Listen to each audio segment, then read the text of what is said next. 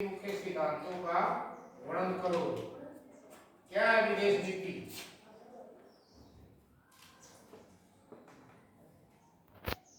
प्रत्येक देश दूसरे देश के साथ संबंधों की स्थापना में एक विशेष प्रकार की नीति का प्रयोग करता है जिसे विदेश नीति कहा जाता है।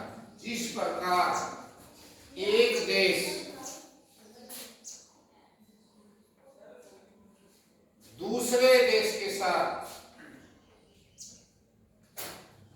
अपने संबंधों को स्थापित करने के लिए एक विशेष प्रकार की नीति का अनुसरण करता है उसे हम विदेश नीति कहते हैं। जिस देश की, वैसे बता रहा हूं, जिस देश की जितनी विदेश नीति अच्छी होगी वो देश उतनी ही उन्नति करेगा। कैसे कि उसके है विदेशों से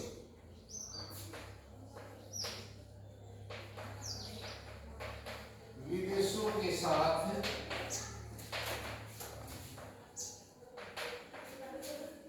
संबंध, उसके विदेशों के साथ है अच्छे मधुर संबंध होंगे। अच्छे और मधुर संबंध होंगे तो हमारा आयात और निर्यात बढ़िया होगा। हम आयात करना चाहेंगे बढ़िया होगा और निर्यात करना चाहेंगे तो भी बढ़िया। किसी भी देश की उन्नति तभी संभव है जब एक उस देश की विदेश नीति बहुत बढ़िया होगी।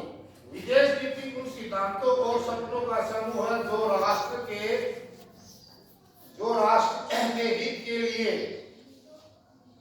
अपनाते हैं। विदेश नीति अपने उद्देश्यों को सही बताने और उनको प्राप्त करने के लिए अपनाते हैं तथा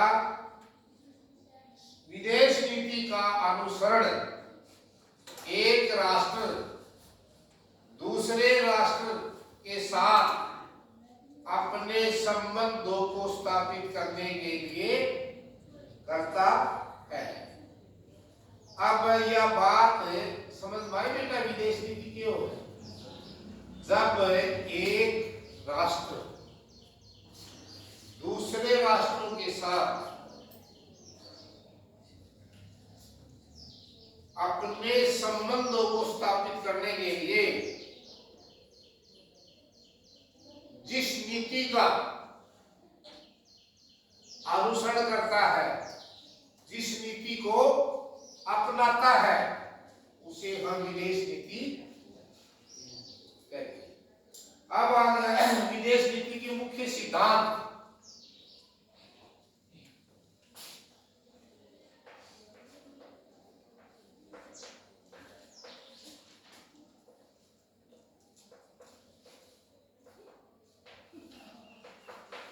अब कोई भी किसी भी प्रकार की नीति हो उसके सिद्धांत जरूरी है।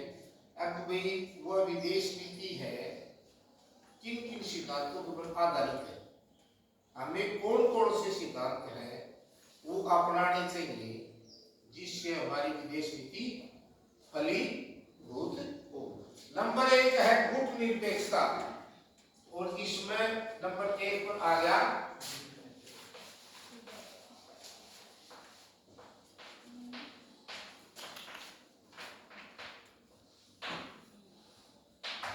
गुटनिरपेक्षता। मैंने पहले आपको बताया था ना 1900 पहले राष्ट्र है हमारा, जो राष्ट्र हमारा जो है यूनियन है, दो गुटों में बटा हुआ था। संसार है वो दो गुटों में बटा हुआ। 1991 से पहले जब उसका भी बटा उस टाइम से पहले संसार है वो दो गुटों में बटा हुआ है। एक गुट था साम्यवादी और दूसरा था साम्यवादी गुट का समर्थक कौन था? रूस। और पूंजीवादी गुट का समर्थक कौन था? अमेरिका। पंडित जवाहरलाल नेहरू ने जब हमारे प्रधानमंत्री थे पंडित जवाहरलाल नेहरू,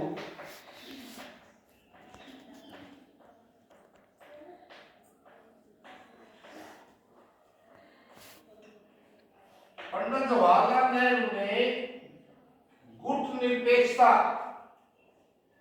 के सिद्धांत का अनुसरण किया। क्या किया? गुट निरपेक्षता के सिद्धांत का अनुसरण किया और ये कहा कि हम तो किसी भी गुट में शामिल नहीं होंगे। भारत की विदेश नीति की सबसे महत्वपूर्ण विशेषता गुट निरपेक्षता है। भारत एक गुट निरपेक्ष देश है, इसकी विदेश नीति भी गुट निरपेक्षता पर आधारित है। पंडित नेहरू ने कहा था कि जब तक संभव हो सके हम इन शक्ति गुटों से अलग रहना चाहते हैं, जिनके कारण पहले भी महायुद्ध हुए हैं और भविष्य में भी हो सकते हैं। गुट निरपेक्षता का अर्थ है अपनी स्वतंत्र नीति। न तो हम पूंजीवादी गुट में शामिल होंगे और न ही हम साम्यवादी गुट में शामिल होंगे। अपनी स्वतंत्र नीति।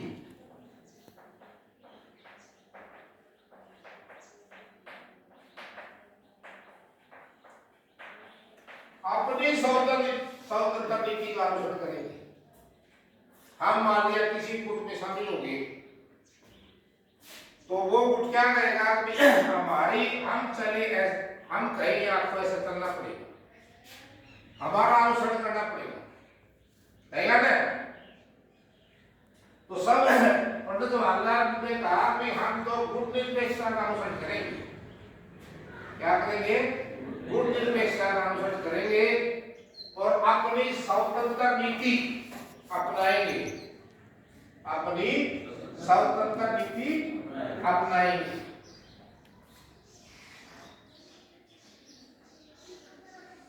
जनता सरकार ने मार्च 1977 में सत्ता में आने के बाद गुट निरपेक्षता की नीति पर बल दिया। श्रीमती इंदिरा गांधी और उसके बाद राजीव गांधी की सरकार ने भी गुट निरपेक्षता की नीति का अनुसरण किया। आजकल संयुक्त प्रगतिशील गठबंधन की सरकार भी गुट निरपेक्षता की नीति का अनुसरण कर रही है। संयुक्त गतिशील गठबंधन यूपीए समझ आया? इंदिरा गांधी ने भी गुट निरपेक्षता का अनुसरण किया और राजीव गांधी ने भी गुट निरपेक्षता का अनुसरण किया। ये पूरा प्रश्न, इसकी एडिंगों को याद करो, पूरा प्रश्न लिखा जाएगा। अब आता है साम्राज्यवादियों तथा निवेशवादियों का विरोध। भारत स्वयं ब्रिटिश साम्राज्य का शिकार रहा है, जिस कारण भारत ने सदैव साम्राज्यवाद का उपनिवेशवाद का विरोध किया है। साम्राज्यवाद का और उपनिवेशवाद का विरोध किया है क्योंकि भारत के ऊपर अंग्रेजों का शासन।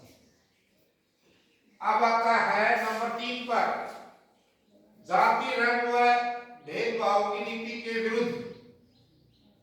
जाति रंग व भेदभाव की नीति के विरुद्ध।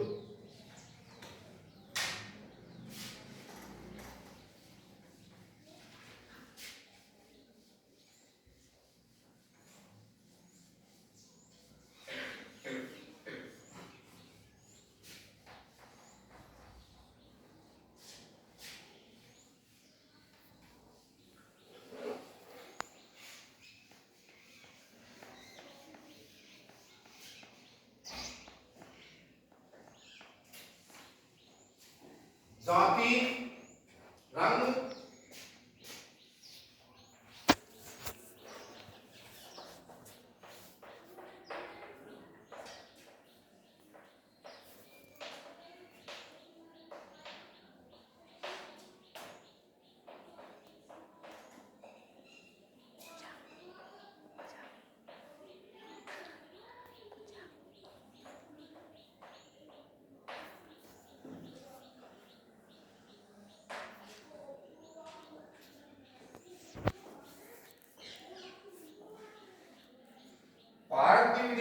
का एक अन्य मूल सिद्धांत है कि भारत में जाति रंग भेदभाव नीति के विरुद्ध सदैव आवाज उठाई है। भारत है वो न तो जाति पर विश्वास करता है न रंग पर विश्वास करता है, रंग भेदभाव की नीति पर विश्वास करता है। भारत ने सदैव ही जाति रंग व भेदभाव की नीति का विरोध किया है। जब तक हम जाति रंग व भेदभाव की नीति का विरोध नहीं करेंगे तब तक हमारी विदेश नीति फलीभूत नहीं होगी। विदेश नीति का तो मतलब यही है कि जहां से हमें जो फायदा होगा उसे फायदा ले लो। हम कह देंगे अब भाई अंग्रेज है, इनसे हम कोई फायदा नहीं लेंगे, रंग भेद की नीति अपना लेंगे। हमें मतलब ये है कि हमारी विदेश नीति के सिद्धांतों को अपना करके जहां से भी हमें जो फायदा मिलता है उसका लाभ उठाए और जाति रंग व भेदभाव की नीति का विरोध करें। 1200 से जाति पाति के बंधन को समाप्त करने के पक्ष में रहा है और उसने अपनी विदेश नीति का समय समय पर ऐसा परिवर्तन किया जिससे इस नीति को विश्व भी अपना सके। भाई हमारी विदेश नीति इतनी अच्छी हो जिससे दूसरे देश भी हमारी विदेश नीति का अनुसरण करें। अब आता है नंबर 4 पर अन्य देशों के साथ मित्रतापूर्ण संबंध। विदेश नीति का मतलब तो यही है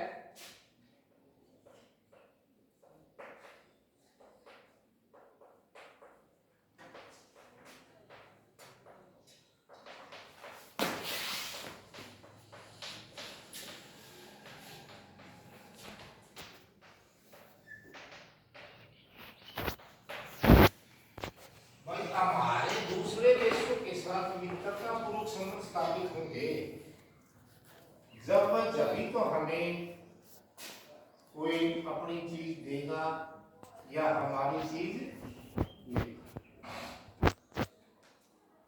जब हमारे पड़ोस के साथ अच्छे संबंध स्थापित होंगे तो हम भी उससे कोई भी चीज आसानी से ले सकते हैं और हमारी चीज भी उसको हम आसानी से ले सकते हैं। विदेश नीति की जो सिद्धांत है ना, किन किन सिद्धांतों के ऊपर विदेश नीति चलनी चाहिए।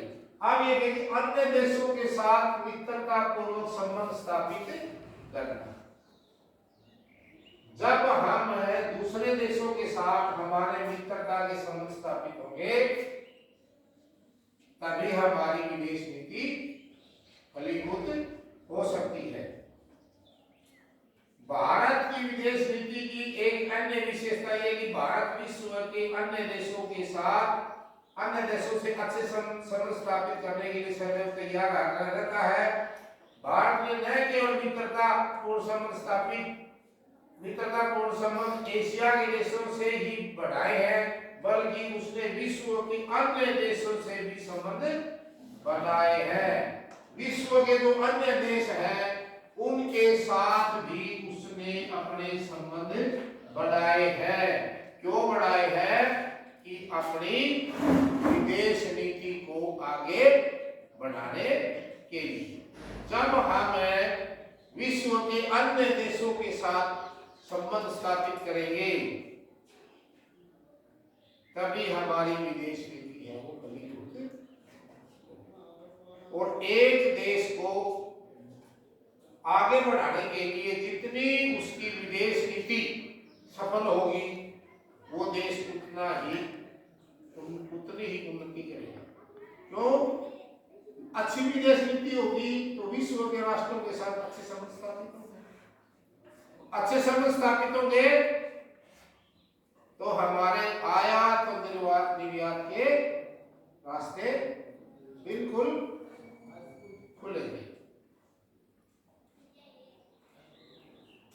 अगला है एशिया अफ्रीका देशों का संगठन। एशिया अफ्रीकी, एशिया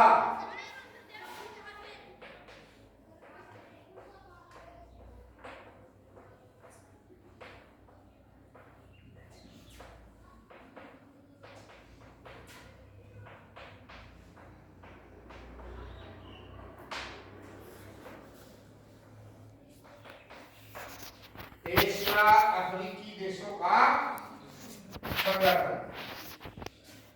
भारत में पारंपरिक आर्थिक तथा राजनीतिक संबंधों को मजबूत बनाने के लिए एशिया और अफ्रीका के देशों को संगठित करने का प्रयास किया। जितने भी एशिया और अफ्रीका के देश थे उनको संगठित इकट्ठा करने का प्रयास किया। भारत का विचार है कि देश संगठित होकर उपनिवेशवाद का अच्छी तरह से विरोध कर सकेगा तथा अन्य एशियाई और अफ्रीकी देशों की स्वतंत्रता के लिए वातावरण उत्पन्न कर सकेगा। भारत ने इन देशों को गुटनिरपेक्षता का रास्ता दिखाया तथा अन्य देशों ने गुटनिरपेक्षता की नीति का अनुसरण किया। भारत ने गुटनिरपेक्षता की नीति का अनुसरण किया। पहले तो भारत ने खुद गुटनिरपेक्षता की नीति का अनुसरण किया, तत्पश्चात दूसरे देशों को गुटनिरपेक्षता के आगे बढ़े। दूसरे देशों को गुटनिरपेक्षता के आगे बताए और कहा कि आप अपनी खुद की स्वतंत्र नीति को अडॉप्ट करें। आप अपनी खुद की स्वतंत्र नीति को अपनाएं।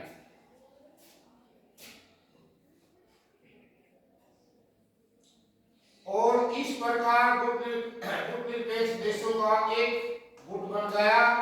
24 मार्च 1994 को दक्षिण अफ्रीका गुटनिरपेक्ष देशों के आंदोलन का 110वां सदस्य बन गया। इस प्रकार गुटनिरपेक्ष देशों का एक गुट बन गया। 24 मई 1994 को दक्षिण अफ्रीका गुटनिरपेक्ष देशों के आंदोलन का 110वां सदस्य बन गया। 110वां सदस्य बढ़ गया। क्यों बढ़ गया? क्योंकि उसने गुटनिरपेक्षता के सिद्धांत को अपना लिया। गुटनिरपेक्षता के सिद्धांत को उसने अपना लिया और अपनी स्वतंत्र नीति का अनुसरण किया। अब है अगला, संयुक्त राष्ट्र के सिद्धांतों को महत्व देना। संयुक्त राष्ट्र के सिद्धांतों को महत्व देना।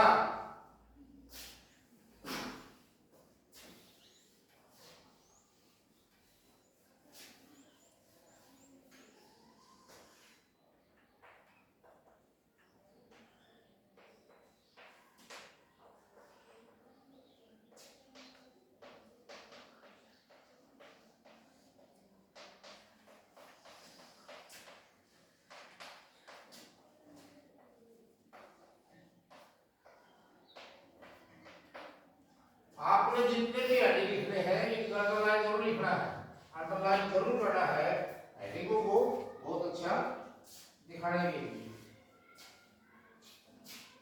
भारत की विदेश नीति में संयुक्त राष्ट्र के सिद्धांतों का भी महत्व, संयुक्त राष्ट्र के सिद्धांतों को महत्व दिया गया है। भारत द्वारा सदा ही प्रयास किया गया है कि वह विश्व शांति स्थापित करने के लिए गुटों को, विश्व शांति स्थापित करने के लिए युद्धों को रोके। विश्व शांति स्थापित करने के लिए युद्धों को रोके।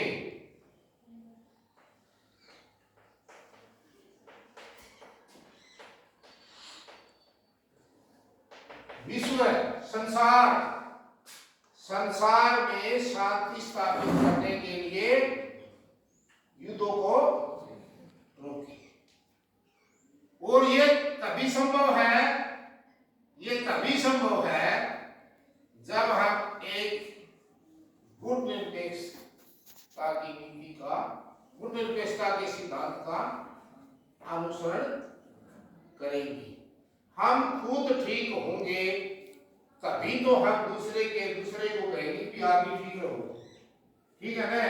हम किसी भी गुट में शामिल नहीं होंगे, स्वतंत्र विदेश नीति का अनुसरण करेंगे, तभी ये संभव हो सकता है। भारत ने सदैव संयुक्त राष्ट्र के सिद्धांतों का पालन किया और किसी देश पर हमला नहीं किया। भारत शांति का पुजारी है। भारत ने हमेशा ही गुट निरपेक्षता के सिद्धांत का अनुसरण, भारत ने कभी भी युद्ध की पहल नहीं की। शांति प्रिय देश है, शांति चलता है,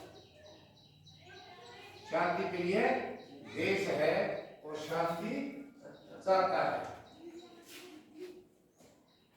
अगला है राष्ट्रमंडल की सदस्यता। राष्ट्रमंडल की सदस्यता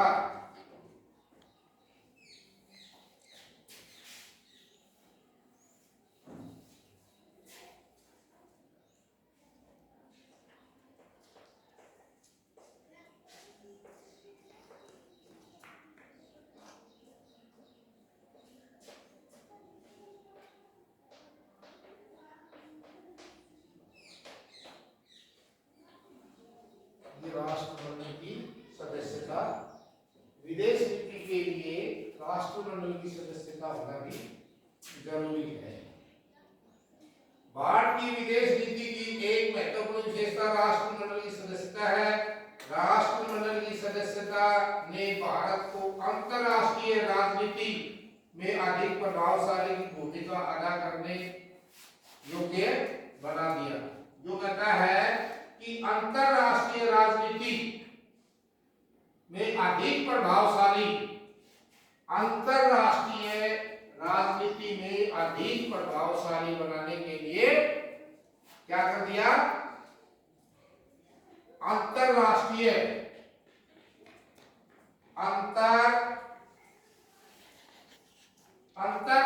राजनीति को अधिक प्रभावशाली भूमिका अदा करने के योग्य बना दिया। किसने बना दिया? राष्ट्रमंडल की सदस्यता ने। जब राष्ट्रमंडल की सदस्यता हुई, वहां बातचीत चली, अपने विचारों को उन्होंने बताया, दूसरों के विचारों को उन्होंने सुना।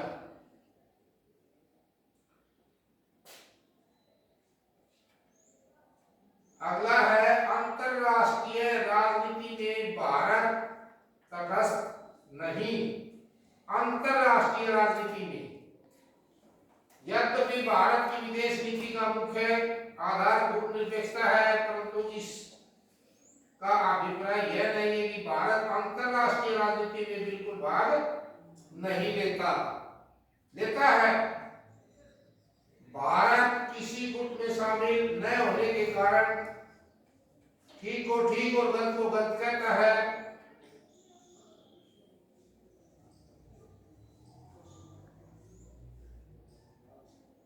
पंडित नेहरू के शब्दों में आज भी ये बातें सजीव है। जहाँ स्वतंत्रता के लिए खतरा उपस्थित हो, न्याय की धमकी दी जाए, न्याय की धमकी दी जाती हो, तथा जहाँ आक्रमण